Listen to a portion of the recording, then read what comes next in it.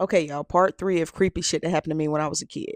So, a lot of people don't consider North and South Carolina the South, but it is very much the South. It is very much the South, but that's neither here nor there. I was raised most of my life in South Carolina, and in South Carolina, the black people have a reputation of working roots. And for you that don't know what working roots is, it is hoodoo.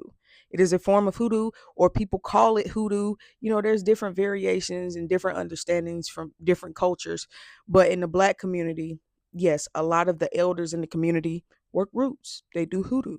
And I was raised on hoodoo. I was raised in spirituality. I was raised to respect my ancestors.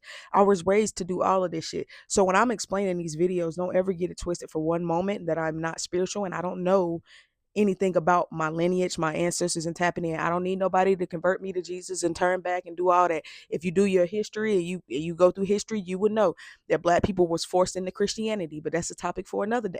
You know what I'm saying? This is my story. If you don't want to listen to my story, keep swiping. As simple as that. Anywho, my mom had a longtime friend, and in the black community, a lot of times when you have, friends that's older than you, they come in more like mother figures, aunt figures. So she called this lady her auntie. Now, she was a root worker. She lived in Rockingham, North Carolina, which is, right up against South Carolina. So she lived in Rockingham, North Carolina, and we would go to her house. And, my mom would sit in there and talk to her for hours. And I remember going to her house as a kid. She had all kinds of like jars with herbs, and like it was just like, I don't know, it was just like magical in her house.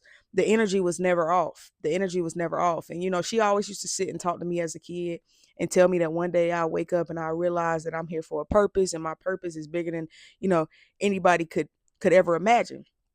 As a kid, like I said, I got told that a lot. Now I'm using my platform and I'm using who I am to reach others like me. It's simple. But anywho, one day we went over there and she had grandkids and they stayed up on the hill from her.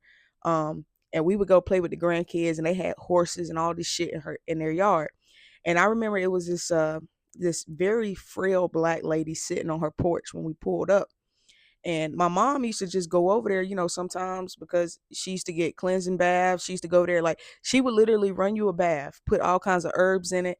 She would say a prayer over it from the book of Songs. So don't ever get it twisted like hoodoo doesn't exist in the church, baby. It very well does. These same people that sit on the front row of church every Sunday, show up to Bible school, all of that, they be very heavy in hoodoo. Don't ever get it twisted. For those that know, they know, and those who don't. Okay. So anyway, the book of Songs in itself, as I was learned growing up, is almost like a spell book. It can get things off of you. That's what we, say in hoodoo or root work, however you want to call it. You can get things off of you. We never seen it as anything bad. It was something to help people. So people would go to her if they felt like somebody put something on them or put a curse on them. And they would go to her for her to get it off of them. She didn't put any type of curses on people. She wasn't evil or none of that. She was literally here to help, right? And she never took money. You had to put the money on the table. Like that's just how it was. So this lady came to her, and I remember I was eavesdropping, and we, like I said, we used to play in the front yard. Her kids and her grandkids lived in the house next door, and we used to play with them because we was all like family as kids. So we used to play with them, and we was eavesdropping at the window, y'all. And I remember the lady telling her that since she'd been with her current boyfriend, I actually think it was her husband, that she kept losing weight. She was getting real sick. The doctors couldn't figure out what was wrong with her, and she think that he put a root on her. So my aunt, and that's what I call her, my aunt, because my mom called her her aunt, so she was just my aunt. She told her to go run some bath water in the tub, y'all. And I remember as a kid, I had to pee. So I was knocking on the door because once she started her work, you couldn't go in the house. Once she started her work, you couldn't go in the house. My mom was in the house, but it was her, my mom, and the lady in the house. My mom was in the kitchen. She was sitting in the kitchen because when you walked in the door, the refrigerator was right there and they had a chair beside it, the kitchen, and you walked down the hall and the room that she did all her work in was on the right. My mom was sitting in the kitchen and I'm banging on the door telling her I have to use the bathroom. So I remember her telling me, my aunt saying, "Hey, them kids can't come in here right now." This was a beautiful woman. She had very long, beautiful gray hair. Her eyes was like like a funny looking color, but it was always bloodshot red around her eyes because it always looked like she was tired, like she was sleepy. And keep in mind this is like an 80-year-old woman at this time. She died a couple of years ago. She died when she was like 100 and something years old, by the way. Um Anywho, so she told me I could go to the bathroom, and she said, "Well, you go to that bathroom, and as soon as you get done using that bathroom, you take your ass back outside." So I said, and if in the black community, that's normal for us. You know what I'm saying? Don't, yeah.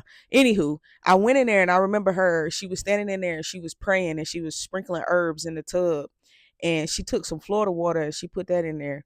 And then after I got done using the bathroom, she said, "While you in here, you might as well make yourself a use." She said, go in that kitchen, open up that refrigerator, and get 3 eggs out. So I said, "You cooking?" She said, "No, get 3 eggs out. Do what I tell you. Don't ask me nothing else." So I went in there and got the 3 eggs. And she said, "One day you're going to need to know how to do this anyway." Right. And I didn't understand it as a child. I understand it now.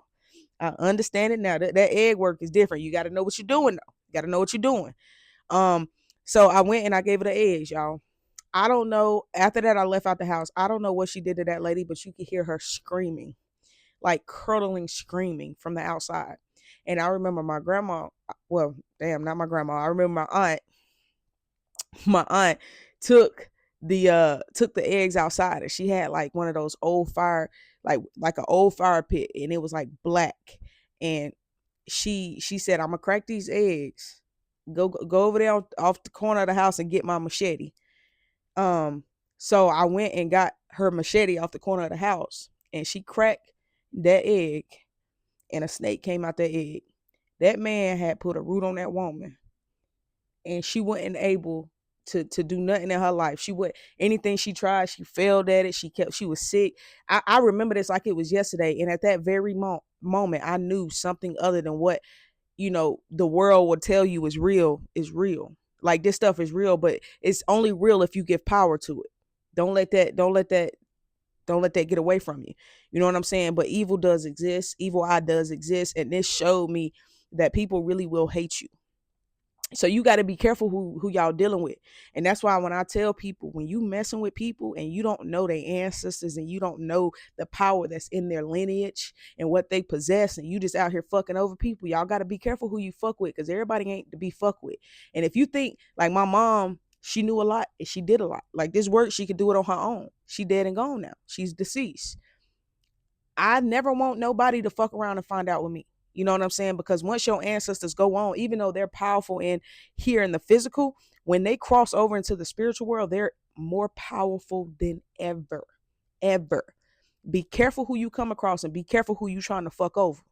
Everybody don't need y'all advice. Some people already know. They just not afraid to share their story. Peace and love. Come back for part 4. If y'all want part 4, I can keep going on these series. Listen, the South is a different type of place. And like I said, if you don't consider North and South Carolina the South, that's your own opinion. I grew up here. I know that I got taught some traditions that's not taught up north, that other people don't even know about, that they don't even know exists. So if y'all want part 4 and y'all want me to keep on going with the series, like, comment on the video. And yeah, we can keep this going, y'all. Peace and love.